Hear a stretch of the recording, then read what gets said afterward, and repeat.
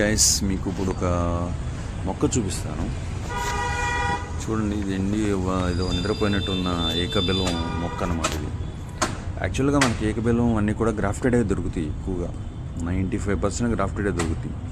అవి అంటే దీనికి మన మారేడికి గ్రాఫ్టింగ్ చేస్తారంట. అది మంచిదే, అది ఇదేం కాదు. యాక్చువల్లీ ఇది తీసుకుని 1 year అయిపోయింది.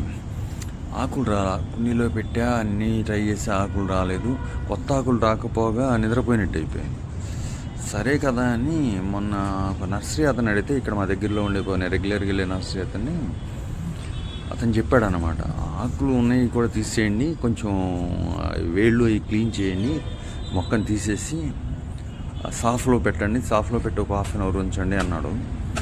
యాక్చువల్గా మొక్క తీసేస్తే వేరుకుళ్ళుగా కనబడింది. దాన్ని సాఫ్లో పెట్టి ఒక 1 hour ఉంచి, సాఫ్ వాటర్లో పెట్టి, సాఫ్ తెలుసు కదా ఫంగిసైడ్, అది కొంచెం వేసి ఒక బౌల్లో దాంట్లో పెట్టి కంప్లీట్ వేళ్ళన్నీ క్లీన్ చేసి వాటర్లో దాన్ని అలా ఉంచా అనమాట. ఉంచి కోకో పిట్టు ఓన్లీ వర్మి కంపోస్ట్ వేసి మాత్రమే ఉంచా. అప్పుడు సర్ప్రైజింగ్ ఏముంటుందో తెలుసా, కొత్త చిగుళ్ళు.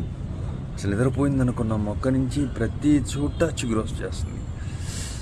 చూసారా, కనపడుతున్నాయా? I'm very happy. ఒకవేళ ఇది నిద్రపోయిందేమో అనుకుని వేరే మొక్క తీసుకున్నాను అనమాట. ఆ మొక్కను చూపిస్తాను.